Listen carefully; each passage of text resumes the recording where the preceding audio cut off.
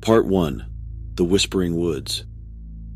For Jacob, the woods have always been a place of mystery and suspense. He had spent endless hours exploring the lush woodland that bordered his family's property as a child, growing up on the outskirts of a tiny, peaceful town. He was drawn inexplicably by the tall trees, the filtered sunshine, and the whispering leaves. But as he would soon learn, those forests were much more than first glance. Jacob had always had an odd bond with the nature. He had the impression that the old trees were speaking to him in secret, beckoning him closer to their embrace. He frequently went into the woods by himself since he was curious to find the riches that lay there. He had no idea how that single, fateful day would alter the course of his whole life. Crisp autumn air greeted Jacob as he left on his typical trip. The trees' leaves had turned a variety of colors of crimson and gold, weaving an exquisite tapestry of hues. The sound of crunching leaves beneath his boots provided a calming soundtrack as he continued on a meandering route further into the woods. Jacob's sense that something was odd that day persisted as he traveled. The woods appeared to be holding its breath in expectation as the air was thick with an unsettling quiet. He continued, eager to solve the enigma hanging in the air. After several hours, Jacob had gone farther into the forest than ever before. Only sporadic rays of sunshine could now be seen through the canopy above him, creating unsettling shadows on the woodland floor. The temperature had dropped, and his consciousness was beginning to feel uneasy. Jacob suddenly became aware of a curious symbol engraved into a tree's bark, a spiral with complex design spreading out from its core. He had never seen anything like it before, and it looked to be vibrating with a supernatural force. He instinctively extended his hand to touch it. His fingertips touched the sign, and an incredible sensation swept over him. He had the impression that he was being sucked into the tree itself and into a world that lay just beneath the surface of reality. He realized he was no longer in the familiar woods, and panic seized him. The environment has changed into a terrifying dream realm. The tree's branches extended forth like skeleton fingers and were twisted and gnarled. The once comforting sound of the wind rustling through the leaves had changed into an ominous whisper, a cacophony of voices that appeared to come from the trees themselves. Jacob fumbled through this bizarre setting as panic raced through him. He had entered a place where the concepts of time and space were meaningless, and the natural laws were bent and warped. He was encircled by invisible beings, evil spirits who delighted in his fear. He was no longer alone in the woods. As Jacob moved further into this terrifying woodland, he couldn't get rid of the sense that someone was watching him and keeping tabs on his every move. The voices became more ominous as they became louder and more incoherent. Days passed into hours, and Jacob's ordeal in the supernatural forests continued unabated. He was a mere lost soul traveling in the depths of a nightmare labyrinth where reality itself had broken apart. He caught a glimpse of a dim glint of light in the distance, a little flickering beacon of hope amid the gloom. He gave it everything he had left to follow the light, thinking it would take him back to the familiar world. He had no idea that the horrors of the woods had only just begun, and that the terrifying chapters that would follow would soon disclose the actual nature of his suffering. Part 2. The Haunting Melodies. Each step of Jacob's trek into the terrifying woods was riskier than the one before it. His pursuit of the flitting light lured him farther into the bizarre setting, its unsettling glow highlighting the gnarled trees and the weird shadows that danced among them. Jacob continued, his sense of time becoming more and more twisted. His memories of the world he had left behind were slipping away like faraway echoes, as though he had been imprisoned in this nightmare world for all time. The evil spirits that lurked in the woods began to speak louder, their voices becoming a symphony of agony. One chilly night, Jacob heard a melancholy tune floating through the air as he crouched behind a gnarled oak to stay warm. A violinist performed a melancholy song with such exquisite anguish that it appeared to touch the very depths of his soul. Jacob found the area in the woods after following the eerie music. He noticed a person playing the violin there with its back to him.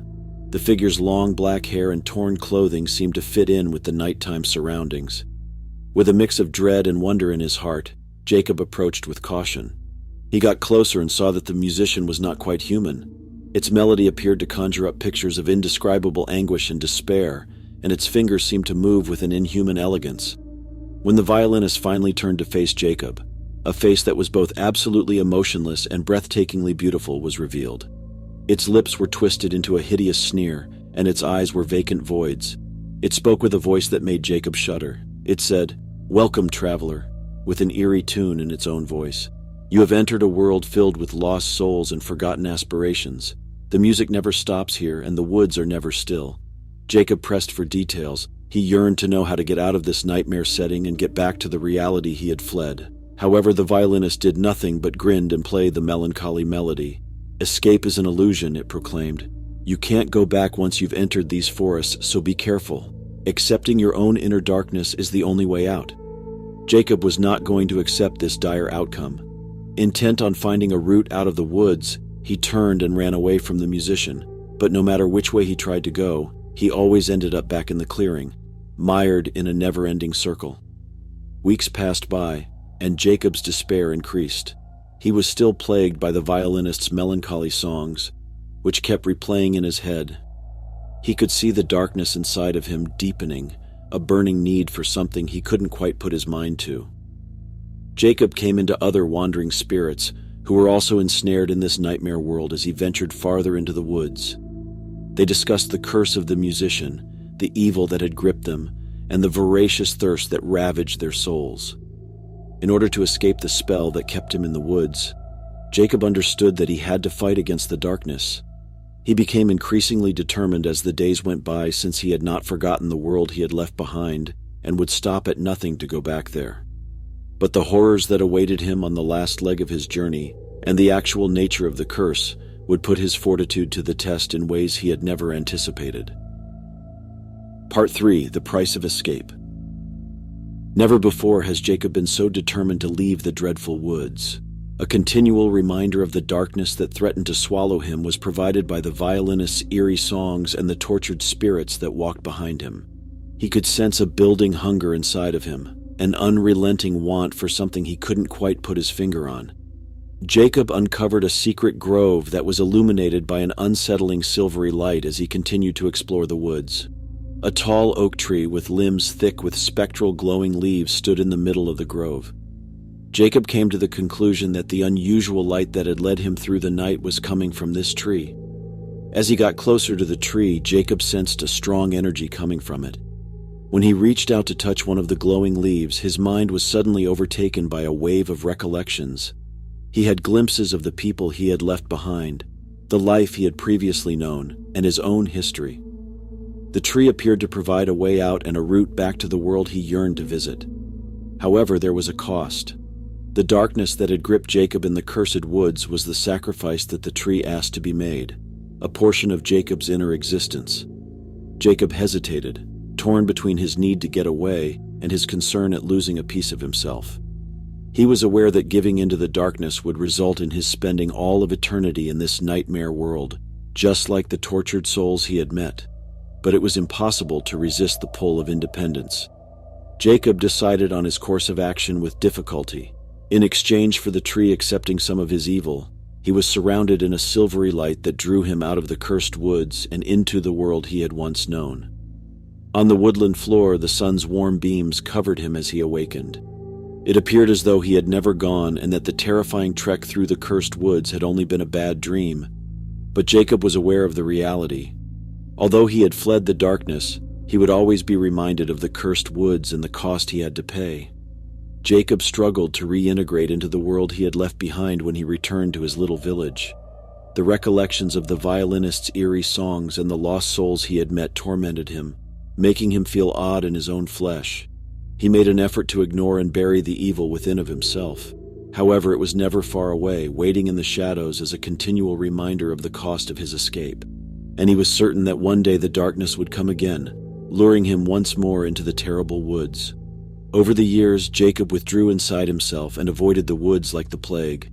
But despite his best efforts, he was never completely able to be free. He was still affected by the cursed woods, and the violinist's eerie music kept playing in his head. As a result, the legend of Jacob and the cursed forests evolved into a warning to anybody who dared to stray too far into the unknown. Because there was a price to be paid and a sacrifice that would never be forgotten among the shadows that lingered in those woods. And once you had a peek of the horrors that awaited you, there was no way out, no way to go back in time, and no way to get rid of the eerie memories of the Whispering Woods.